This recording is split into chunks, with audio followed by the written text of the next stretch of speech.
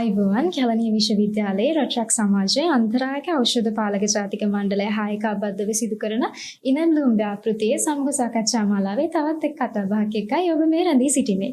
ඒ සඳහා අද අපිත් එක්ක එකතු වෙලා ඉන්නවා අන්තරායක ඖෂධ පාලක ජාතික මණ්ඩලයේ මාධ්‍ය ප්‍රකාශක සහ අධ්‍යාපන හා තොරතුරු නිලධාරී චාමර කරුණාරත්න මහතා. අයිබෝවන් ඔබතුමාට. අයිබෝවන්. අපි මේ කතාබහින් මූලිකවම අවධානය යොමු කරන්නේ මද්‍රව්‍ය නිවාරණය සම්බන්ධයෙන් ලංකාවේ තියෙන නීතිමය පැතිකඩ පිළිබඳව. ඉතින් මම මේ සාකච්ඡාව ආරම්භ කරන්න කැමතියි ඔබතුමාගෙන් මේ ප්‍රශ්නය අහන ගමන් මද්‍රව්‍ය නිවාරණය සම්බන්ධයෙන් තියෙන අනපනත් ඒ වගේම ලංකාවේ දැනට ස්ථාපිත ආයතන මොනවද? මුලින්ම ස්තුතිවන්ත වෙනවා අන්තරායක ඖෂධ පාලක ජාතික මණ්ඩලයට මේ වැඩසටහන් මාලාව වෙනුවෙන් ආරාධනා කිරීම සම්බන්ධයෙන්. අපි දන්නවා මේක මද්‍රව්‍ය ගැටලුව කියන්නේ ගෝලීය ගැටලුවක්. මේක අපේ රටට විතරක් පොදු කාරණයක් නෙමෙයි මුළු ලෝකෙම ගැටලුවක්. එතකොට අපි බලන්න ඕනේ ලෝකේ මේ සම්බන්ධයෙන් තියෙන නීතිමය පැතිකඩ. විශේෂයෙන්ම එක්සත් ජාතීන්ගේ මද්‍රව්‍ය අපරාධ පිළිබඳ කාර්යාලය සහ එක්සත් ජාතීන්ගේ සංවිධානය එක්ක ලෝකේ තියෙන සෑම රටක්ම සම්මුතියෙන් අත්සන් කරලා තියෙනවා. අපිත් එහෙමයි 1961 මාදක ඖෂධ පිළිබඳ සම්මුතියක් අපි අත්සන් කරලා තියෙනවා. ඊට අමතරව 71 මනෝවර්තක සම්බන්ධයෙන් සම්මුතියක් අත්සන් කරලා තියෙනවා. ඊටත් අමතරව 1988 මාදක සහ මනෝවර්තක නීති විරෝධී ජාවාර මටරේ සම්මුති පනතක් අත්සන් කරලා තියෙනවා. එතකොට මේ පනත් තුන ඉතාම වැදගත්. ඒකට හේතුව තමයි මේ පනත් තුන මූලික කරගෙන තමයි අපේ රටේ මද්‍රව්‍ය සම්බන්ධයෙන් සිදුවෙන සියලු නීතිමය කටයුතු සිද්ධ වෙන්නේ. ඒ පදනම් කරගෙන. ඒතකොට අපේ රටේ ගත්තොත් මද්‍රව්‍ය සම්බන්ධයෙන් මද්‍රව්‍ය පාලනය, නිවාරණය, ප්‍රතිකාර පුනරුත්ථාපන සහ විශේෂයෙන් ඉල්ලුම සැපයුම අවම කිරීම වෙනුවෙන් තියෙන අනපනත් රාශියක් තියෙනවා. නීති රාශියක් තියෙනවා. ඒ අතර විශේෂයෙන් අපි දන්නවා දණ්ඩ නීති සංග්‍රහය ඉතා වැදගත්. ඊට අමතරව අපරාධ විධි විධාන පනත ඉතා වැදගත්. ඊට අමතරව ආයුර්වේද පනත තියෙනවා, රේගු පනත තියෙනවා, සුරාබදු පනත තියෙනවා. ඊට අමතරව 1929 අංක 17 දරන විෂ වර්ග අභින්න අන්තරායකර ඖෂධ පාලන පනත. මේ ඉතාම වැදගත් පනතක්. ඊට අමතරව අපේ ආයතනයේ නිර්මාණය වුණු පනත 1984 අංක 11 දරන අන්තරායකර ඖෂධ පාලනය කිරීමේ ජාතික මණ්ඩල පනත. එයත් ඉතා වැදගත්. ඊටත් අමතරව අපිට තියෙනවා 2006 අංක 27 දරන දුම්කොළ හා මධ්‍යසාර ජාතික අධිකාරියේ පනත. ඊට අමතරව තියෙනවා අපිට 1984 අංක 13 සංශෝධන පනතක් තියෙනවා 29ක. 2007 අංක 54 දරන ඖෂධවලට ඇබ්බැහිවන් අනිවාර්ය ප්‍රතිකාරයේ සම්බන්ධයෙන් තියෙන පනතත් ඉතාම වැදගත්. ඊට අමතරව 2008 අංක 1 දරන මාදක ඖෂධ සහ මනෝවර්තක නීති විරෝධී ජාවාරම්ට ඇරේ පනතට අදාළව අපේ පනතක් නිර්මාණය කරලා තියෙනවා. ඊටත් අමතරව 2015 අංක 3 දරන ඖෂධ නියාමන අධිකාරියේ පනත වැදගත්. ඊටත් අමතරව 2025 මේ ළඟදිම ආව අලුත් පනත 25 අංක 5 දරන අපරාධයකින් උපාදිත දේවල් රජයට පවරා ගැනීම සම්බන්ධයෙන් තියෙන පනත. මෙන්න මේ කිව්ව ප්‍රතිපත්ති මම කිව්ව ප්‍රඥප්ති සම්මුති නීති අනපනක් තමයි අපේ රටේ මද්‍රව්‍ය සම්බන්ධයෙන් ඒ පාලනය කිරීමේ ගැටලුව අවම කිරීම සම්බන්ධයෙන් තියෙන පනත් අනපනත් ටික. බොහොම ස්තුතියි. ඔබතුමා බොහෝ පනත් කීපයක් අපිට සඳහන් කරා. මම ඒත් එක්කම ඔබතුමාගෙන් දැනගන්න කැමති අපේ රටේ මේ සඳහා එනම් මද්‍රව්‍ය ක්‍රියාවලිය සඳහා තියෙන නීති මොනවද? ඔව් මා කිව්ව සියලුම නීති ටික මේ වෙද්දෙන් ක්‍රියාත්මක නො සංශෝධන තියෙනවා. දැන් ඔබතුමිය මුලින්ම අහුව ප්‍රශ්නය ඇතුලේ තියෙනවා ආයතන ටිකක් මොනවාද? ප්‍රධාන විදියට විෂ මද්‍රව්‍ය පාලනය කිරීම සම්බන්ධයෙන් තියෙන විශේෂයෙන් ඉල්ලුම අවම කිරීම සම්බන්ධයෙන් තියෙන පනත තමයි මං කියේ 1929 අංක 17 දරන පනත. මේක 2022 අංක 41 විදියට සංශෝධනය වුණා. හේතුව තමයි අයිස් කියන මද්‍රව්‍ය එහෙම නැත්නම් මෙතැම්ෆෙටමින් කියන මද්‍රව්‍ය 29 පනතේ තිබුණේ නැහැ. ඒක නිසා අලුතින් එකතු කරා සංශෝධනයක් එකතු කරා ආයතන විදියට ගත්තොත් අන්තරායකර ඖෂධ පාලක ජාතික මණ්ඩලය මේ විෂ මද්‍රව්‍ය අවම කිරීමට කටයුතු කරන කේන්ද්‍රීයම රාජ්‍ය ආයතනය. ඊට අමතරව දුම්කොළ සහ මධ්‍යසාර සම්බන්ධයෙන් පාලනය සම්බන්ධයෙන් තියෙන්නේ දුම්කොළ හා මධ්‍යසාර ජාතික අධිකාරිය. ඊට අමතරව සැපයුම අවම කිරීම සම්බන්ධයෙන් තියෙනවා ශ්‍රී ලංකා පොලිසිය, පොලිස් මද්‍රව්‍ය නාශක කාර්යාංශය, රේගුව, එතකොට සුරාබදු, ශ්‍රී ලංකා යුද හමුදා, නාවික හමුදා, ගුවන් හමුදා, මෙන්න මද්ද්‍රව්‍ය සැපෙවුම අවම කිරීම සඳහා තියෙන ආයතන ටික. ඊට අමතරව ඉල්ලුම අවම කිරීම සඳහා මම කිය විෂ මද්ද්‍රව්‍ය සම්බන්ධයෙන් අපේ ආයතනයත් එහෙම නැත්නම් පාලනයකට එරත් කරලා තියෙන මද්ද්‍රව්‍ය සම්බන්ධයෙන් මද්‍යසාර සහ දුම් වැඩි සම්බන්ධයෙන් තියෙන දුම් කළා මද්‍යසාර ජාතික අධිකරණ. මෙන්න මේ ආයතන ටික සහ ඒ ආයතන ස්ථාපිත කරලා තියෙන ස්ථාපිත කරන්න හේතුපාදක වුණු නීතිමය පැතිකඩ එහෙම නැත්නම් ඒ පනත සහ ඒ ආයතන ටික තමයි මේ කාරණේ සම්බන්ධයෙන් වගකීමක් දරන ආයතන ටික වෙන්නේ. ඔබතුමාගේ පිළිතුරත් සමග මට අහන්න හිතෙනවා ඔබතුමා හිතනවද වර්තමානයේ මේ තියෙන නීති පද්ධතිය ලංකාවේ මද්ද්‍රව්‍ය නිවාරණයට ප්‍රමාණවත් කියලා? ඔව්.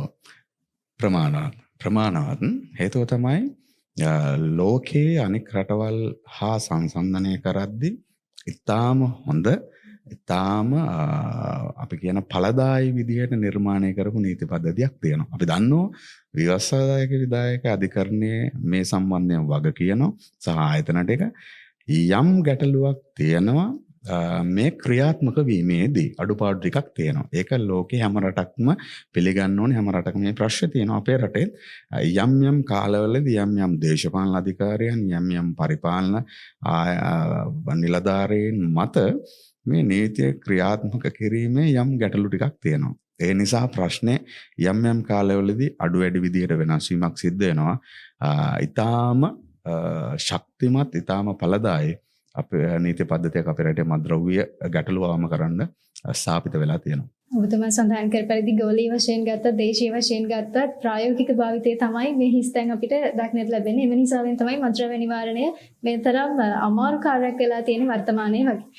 මම ඊළඟට ඔබතුමාගෙන් දැනගන්න කැමතියි මෙතරම් හොඳ ඔබතුමා මේ ප්‍රශ්නයට කලින් පිළිතුරු ලබා දුන්නා. නමුත් මට මේ ප්‍රශ්නයත් ඔබතුමාගෙන් දැනගන්න අවශ්‍යයි. මේ වගේ හොඳ නීති පද්ධතියක් තියෙනවා. ඒත් තවදුරටත් අය මිනිසුන් මේක භාවිතය කිරීමට පෙළඹෙන්නේ. එතන එක තියෙන එකම ප්‍රශ්නය ප්‍රායෝගිකත්වය පමණක්මද? නෑ. ඒකට හේතුව තමයි අපි කියන්නේ අර නීතිය නොදැන හිටීම ඒකට සාධාරණ නිදහසට හේතුවක් නෙමෙයිනේ. පළවෙනි කාරණය තමයි අපේ රටේ ඉන්න මිලියන 22ක් මිනිස්සු එදිනදා ජීවිතයේදී ජීවත් වෙන්න ඕනේ සාමාන්‍ය නීතිය ගැන අවබෝධයක් නැහැ. ඒකට විශ්වවිද්‍යාල දරුවෝ වේවා, පාසල් දරුවෝ වේවා, සමස්ත මහ ජනතාව අපේ රටේ නීතිය සම්බන්ධයෙන් තියෙන ඉතාම අවම දැනුමක්. එය තමයි ප්‍රධානතම හේතුව මේ මද්ද්‍රව්‍ය සම්බන්ධයෙන් විවිධ ක්‍රියාකාරකම් වල තරුණයන් සහ අනිකුත් කට්ටිය යොමු වෙන්න හේතුව. දැන් අපේ රටේ ගත්තොත් 1929 පනත මං කියව විෂ මද්ද්‍රව්‍ය සම්බන්ධයෙන්. ඒක 2022 41 සංශෝධන පනතට අදාළව අබින් කිලෝ එකක් හෝ ඊට වැඩියෙන් තිබුණොත් මරණ දඬුවම හෝ ජීවිතාන්තක සැර දඬුවම. මෝෆින් ග්‍රෑම් 5යි, අයිස් ග්‍රෑම් 5යි, හෙරොයින් ග්‍රෑම් 5යි. අපි කියන මෙතැම්ෆෙටමින් සහ කොකේන් විශේෂයෙන් කොකේන් ග්‍රෑම් 5යි. ග්‍රෑම් 5ක් සන්තකයේ තිබුණා. සන්තකේ විතරක් නෙමෙයි. අපි දන්නවා 54 තියෙන වගන්තයක් තියෙනවා. 54 ආ වගන්ත දෙකක් තියෙනවා. නිෂ්පාදනයේ, ජාවාරම, ස්වාමීත්වය, ආනයනය, අපනයනය. මෙන්න වරදවල් දෙක. ඒ 54 මේකට අදාළව මම ග්‍රෑම් 5ක් අර විෂ මද්ද්‍රව්‍ය සන්තකයේ තිබුණු සාර කාරණා ටික කරොත් මරණ දඬුවම හෝ ජීවිත දක්වා සිර දඬුවම 54 ආවල තියෙනවා. මෙන්න මේ නිෂ්පාදනයේ, ස්වාමීත්වයේ, ආනයන, අපනයන, ජාවාරම කරන්න ඕනේ.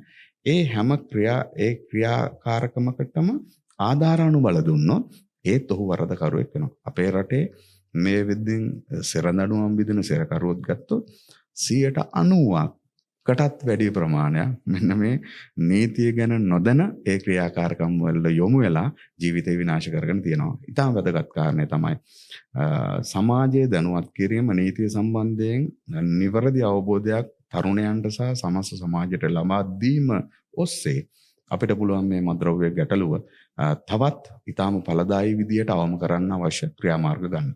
එසේනම් ඔබතුමා සඳහන් කරන පරිදි මේ ලීගල් අවයර්නස් එක නැත්නම් කොන්ෂස්නස් එක නැති ප්‍රශ්නේ නිසා තමයි මේ තරම් මේක අසීරු කාර්යයක් වෙලා තියෙන්නේ අපිට ශ්‍රී ලංකාව තුළ. මම අවසන් වශයෙන් ඔබතුමාගෙන් දැනගන්න කැමතියි ඔබතුමාට මොනවද අපේ තරුණ පරපුරට දෙන්න තියෙන පණිවිඩය මේ සඳහා අවසන් වශයෙන්?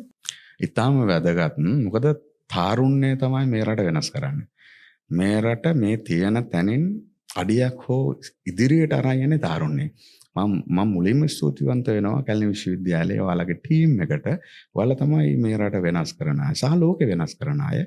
ඉතින් මේ වගේ concept එකක් ගෙනල්ලා තාරුණ්‍යය සහ සමස්ත සමාජයේ මේ ව්‍යසනයෙන් මුදවා ගන්න ඔබ දරන දායකත්වයේ ඔබගේ කැපවීම උනන්දුව උවමනාව ඉතා වැදගත්. මේ විදිහට සෑම විශ්වවිද්‍යාලයන් සෑම තරුණයෙක්ම එක වචනයක් තමන්ගේ හඬ මේ වෙනුවෙන් නැගුවොත් අපිට අමාරු කාර්යයක් නෙමෙයි මේ කරන්න. මා තාරුණ්‍යයට ඉල්ලා සිටින්නේ ඔබ නිරෝගී වෙන්න ඕනේ. ඔබ සෞඛ්‍ය සම්පන්න වෙන්න ඕනේ. ඔබ ආරක්ෂිත වෙන්න ඕනේ. ඔබව සෞඛ්‍ය සම්පන්න කරන්න, ආරක්ෂිත කරන්න තමයි මේ අපි හැමදේම කරන්නේ. ඉතින් ඔබ ඔබේ හඬ නගන්න. මොකද කවුරුන්නෝ තරුණයෙක් මේ ව්‍යසනයට යොමු වෙලා ජීවිතේ විනාශ කරගන්නවා කියන්නේ ඒක ලොකු අපරාධයක්. ඔව් ඒකෙන් ගලව ගන්න හැමෝම ඔබේ යාළුවා වෙන්න පුළුවන්, අසල්වාසියෙක් වෙන්න පුළුවන්, පවුල කෙනෙක් වෙන්න පුළුවන්, කවුරුන්නෝ කෙනෙක්, මිතුරෙක් වෙන්න පුළුවන්. ඒ හැමෝටම කියන්න ඔබේ වචනේ මතින් මද්‍රව්‍ය නිදහස් කරන්න, ඔවුන්ව මේකෙන් මේ ව්‍යසනෙන් මුදවා ගන්න. ඔබේ වටින කියන එක වචනයක් හරි භාවිතා කරන්න, පාවිච්චි කරන්න කියලායි මම අන්තරායකර ඖෂධ පාලක ජාතික මණ්ඩලයේ මාධ්‍ය ප්‍රකාශක අධ්‍යාපන නිලධාරී විදියට ඔබ හැමෝගෙන් ඉල්ලන්නේ. අපි දන්නවා රටම එකට විෂම ද්‍රව්‍ය නිවාරණ සම්බන්ධයෙන් ක්‍රියාත්මක වන ජාතික වැඩසටහන මේ විදිහට ක්‍රියාත්මක වෙනවා. ඔක්තෝබර් 30 වෙනිදා ආරම්භ කරපු මේ වැඩසටහනේ ඊටාම වැදගත් ක්‍රියාමාර්ග ටිකක් මේ වෙද්දී ජනාධිපතිතුමන් සහ රජය සහ සමස්ත ජනතාව මේ වෙද්දී එකවන්ව පෙළගැහිලා ඉන්නවා. ඉතින් සමස්ත ජාතිය විදිහට මේ මද්‍රව්‍ය ව්‍යසනය අපි හැමදාම දන්නවා රටක් විදිහට අපි නැගිටින්න උත්සාහ කරන ජාතියක්. ශ්‍රී ලාංකිකයෝ විදිහට අපි දන්න කාලේ ඉඳලා අපි මේ වෙනුවෙන් විශේෂයෙන් අපි සංවර්ධිත රටක් කරන්න අපි හැමෝම මහන්සි වෙනවා. ඉතින් මේ ගමනේදී අපි වැඩිපුර අවධානය නොකරපු සහ කළ යුතුම කාරණයක් තමයි මේ මද්‍රව්‍ය ව්‍යසනය මේ රටින් තුරන් කිරීම. විශේෂයෙන් අපේ තාරුණ්‍ය සහ දරු පරපුර මේ ව්‍යසන මුදවා ගන්න. ඒ වෙනුවෙන් රටමකට වැඩසටහන මේ විදිහට ක්‍රියාත්මක වෙනවා. විශේෂයෙන් අපි දන්නවා පළවෙනිදා ඉඳලා මාර්තු පළවෙනිදා ඉඳලා සතියක් අපි මේ වෙනුවෙන් වෙන් කරලා තියෙන රජ ආයතන සහ රාජ්‍ය නොවන සමස්ත ජාතිය මේ වෙනුවෙන් එකවන්ව පෙළගැහිලා තියෙනවා. ඉතින් මේ ව්‍යාපෘතිය මේ වැඩසටහන අකණ්ඩව මේ ව්‍යසනයෙන් මේ රට මුදවා ගන්න ක්‍රියාත්මක විය යුතුයි. එහිදී ඉතා වැදගත් එකක් තමයි මෙය සාර්ථක වෙන්න නම් අවශ්‍ය වෙනවා අපිට මේ කාරණා 6 ඉතා වැදගත්.